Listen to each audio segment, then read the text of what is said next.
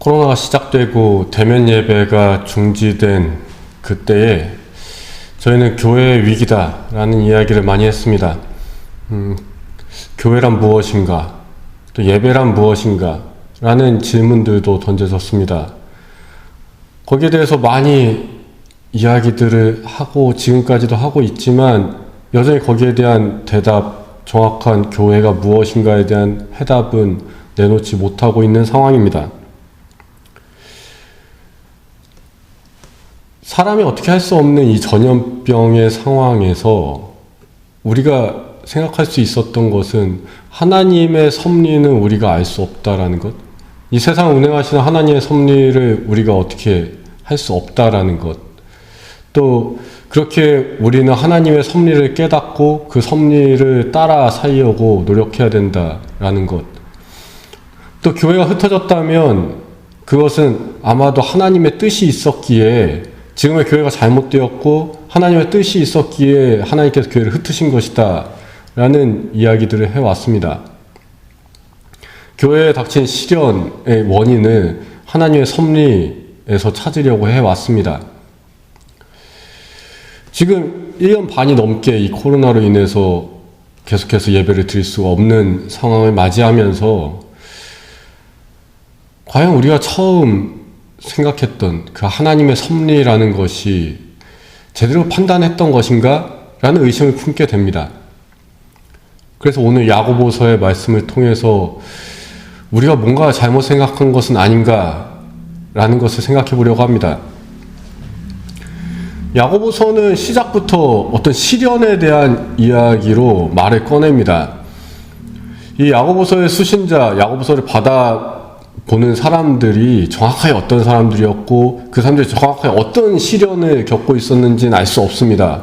그들이 일반적으로 저희가 생각하는 그런 그리스도인들의 박해를 받고 있었을지도 모르고 아니면은 이 시련이라는 것이 현실적 시련이 아니라 정신적 그런 시련에 대한 이야기일 수도 있습니다.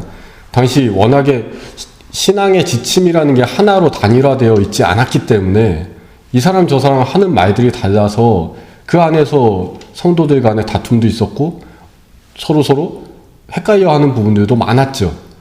그래서 그런 것을 시련이라고 불렀을 수도 있습니다. 어쩌면 더 넓은 의미에서 그냥 일반적인 우리 삶의 고통과 어려움, 그것을 시련이라고 말할 수도 있습니다. 야고보서는 이런 시련이 왔을 때 의심하지 않는 믿음을 가지고 인내하라고 말합니다. 그리고 그것을 인내하고 견뎌낸 자에게 생명의 면류관이 허락될 것이다 라고 말합니다. 그러면서 야고보는 굉장히 중요한 이야기를 여기에 덧붙입니다. 우리가 시련당할 때에 그 시련이 하나님으로부터 왔다라고 말하지 말아라 라고 합니다. 우리는 흔히 하나님께서 우리를 시험하신다, 하나님께서 우리를 연단하신다 라고 말합니다. 구약성경에 나타난 이야기들을 보면 우리가 쉽게 그렇게 얘기할 수 있죠. 야고보서에 등장하는 아브라함과 욥의 예가 대표적이죠. 하나님께서 직접 시험하신 예입니다. 아브라함에게는 아들 이삭을 바치라고 하셨고 욥은 자신의 모든 것을 다 잃어버리고 또 죽음까지는 아니었지만 죽음과도 같은 고통을 당하게 하셨죠. 하나님께서 사람을 시험하시는가 아니면 사탄이 사람을 시험하는가, 이것은 굉장히 오래전부터 있어왔던 논쟁인 것 같습니다. 욥기에서도 사실 직접적으로 욥을 시험하는 건 사탄이죠. 그런데 사탄은 하나님께 허락을 받았기 때문에 이것도 약간 혼란스럽게 적혀 있는 겁니다. 욥기 자체가 하나님이 시험을 주신 것인가 사탄이 시험을 준 것인가 좀 약간 섞여 있죠, 이야기가. 사무엘하에 보면은 다윗이 인구조사하는 이야기가 나오는데 거기 보면은 사무엘하에는 하나님께서 다윗을 격동시키셨다라고 이야기하는데 더 후대에 쓰여진 역사서 역대상에는 사탄이 다윗을 격동시켰다라고 말하죠. 하나님이 하시는가 사탄이 하는 건가, 이 논란은 예전부터 계속 있어 왔던 것 같습니다. 거기에 대해서 오늘 야고보는 이야기합니다. 하나님께서 하시는 게 아니다라는 겁니다. 그러면서 야고보는 선과 악이라는 개념을 가지고 와서 그 이야기를 하죠. 시련, 시험은 우리에게 선한 것은 아니죠. 우리가 시험과 시련을 이겨냈을 때 그것을 선하게 승리했다라고 말할 수는 있지만 그 시험과 시련 자체가 선하진 않죠. 아브라함에게 자식을 죽이라고 했던 그거 자체가 선하다? 말할 수 없죠. 욥이 죽을 것 같은 고통에 계속 자기 몸을 긁으면서 죽을 것만 같았던 그 순간을 바라보면서 선하다라고 말할 수 있는 사람은 아무도 없습니다. 누군가의 고통과 아픔이 선이 될 수는 없죠. 사람들 개개인에게 있어서 시련, 시험, 그 고통, 아픔은 악입니다.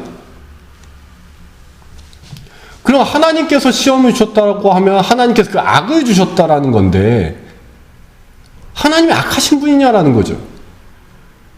아니면 혹시 하나님께서 악에게 넘어가서 악에 물드셔서 하나님이 그 악을 우리에게 주셨냐? 야고보는 말합니다. 하나님은 악으로부터 시험받지 않으시는 분이다. 악이 하나님을 지배할 수 없다라는 겁니다. 하나님은 온전히 선하신 분이다. 그렇기에 하나님으로부터 악은 나올 수가 없다. 하나님으로부터 악이 나올 수 없고 하나님으로부터 온전히 선한 것만 나오기 때문에 시험과 시련은 하나님으로부터 나오는 것이 아니다. 그렇게 야고보는 말합니다.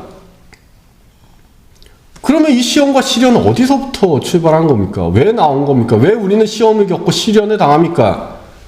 야고보는 말합니다. 그것은 우리의 욕심 때문이다.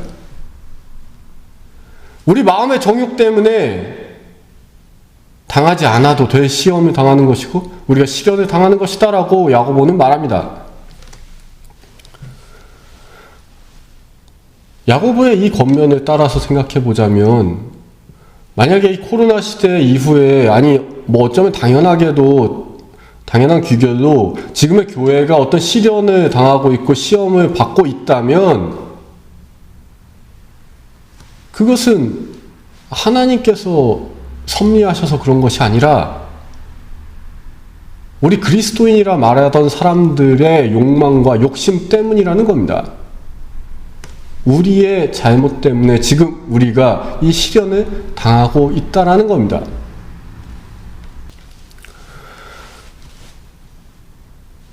그저께 정부의 발표가 또 나왔죠. 코로나 4차 대유행으로 인해서 거리두기 4단계를 2주간 더 연장한다고 합니다. 지금까지 저희는 도대체 이 시기에 하나님은 우리 안에서 어떻게 섭리하시는가? 하나님의 섭리가 무엇일까? 하나님의 뜻이 무엇일까를 고민했습니다. 그런데 이제는 하나님의 뜻이 아니라 우리 자신을 돌아봐야 할 때인 것 같습니다. 계속해서 예배로 모이지 못한 이 순간에 왜 우리는 지금 이런 상황에 놓이게 되었는가? 왜 교회는 흩어지게 되었는가를 우리 자신을 통해서 좀 생각해 봤으면 좋겠습니다. 혹시나 지금 우리가 교회에 모였던 것이 온전한 하나님을 향한 믿음으로 모여있던 것이 아니라 내 욕심과 욕망으로 이곳에 모여있던 것은 아닌가? 그것이 지금의 우리의 모습을 만든 것은 아닌가? 돌이키는 기간이 되었으면 좋겠습니다. 야고보는 말합니다. 이런 시련, 우리의 욕망, 이 모든 것을 우리가 이겨냈을 때 하나님께서 온갖 좋은 은사와 온전한 선물을 우리에게 내려주신다라고 말합니다. 또한 우리에게 온전한 생명의 면류관을 씌워주신다라고 말합니다. 오직 하나님을 향한 믿음으로 우리 안에 잘못된 것이 있었다면 그 모든 것 다 이겨내시고 지금 우리로부터 기인된 이 시련을, 이 시험을 이겨내시고 그것을 이겨내셨기에 하나님으로부터 약속된 모든 것을 받으시고 그 은혜와 복을 채우시는 여러분 되시기 바랍니다. 하나님께서 분명 여러분과 함께 하십니다. 이 코로나 기간, 우리가 모이지 못하는 이 기간은 교회가 흩어지는 기간이 아니라 교회가 분해되는 기간이 아니라 교회가 사라져가는 기간이 아니라 오히려 우리 안에 모든 욕망을 내어버리고 우리가 하나님 안에서 굳게 서고 그렇게 이 모든 시련을 이겨내고 오히려 하나님께 복을 받을 준비하는 기간 될 줄 믿습니다. 그리고 우리가 다시 모였을 때 우리는 하나님 안에서 굳은 교회를 세우게 될 줄 믿습니다. 더욱더 성장하고 더욱더 커가는 하나님의 전을 만들어가게 될 줄 믿습니다. 그런 귀한 사명 감당하시는 여러분 되시길 주님의 이름으로 축원합니다.